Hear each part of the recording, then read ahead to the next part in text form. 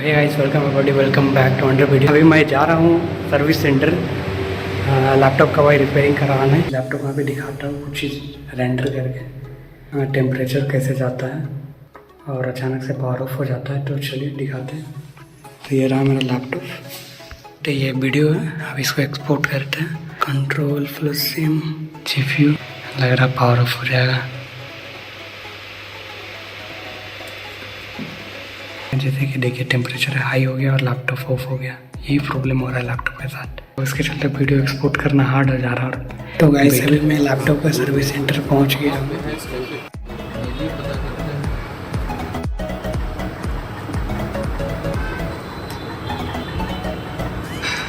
छोड़ गया। तो गाइस यहाँ पे आप देख सकते हैं जीपीयू, इस पे थर्मल पेस्ट पूरा डिसअपीयर हो गया। तो इस पे क्लीन करा के न्यू थर्मल पेस्ट लगवाते हैं।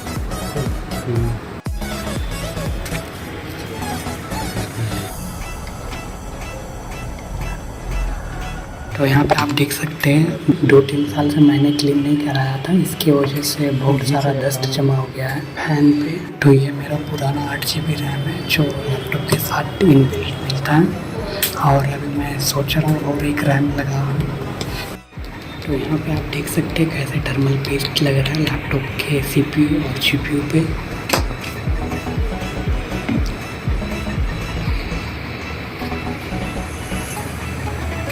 2 घंटा में देना है जी। ठीक है, रख लीजिए। तो गाइस यहाँ पे आप लोग देख सकते हैं दूसरे वाले स्लॉट पे भी मैंने रैम लगा दिया है 8 GB का, और अभी टोटल रैम 16 GB हो गया है। तो गाइस ये मेरा दूसरा अपग्रेड है लैपटॉप का।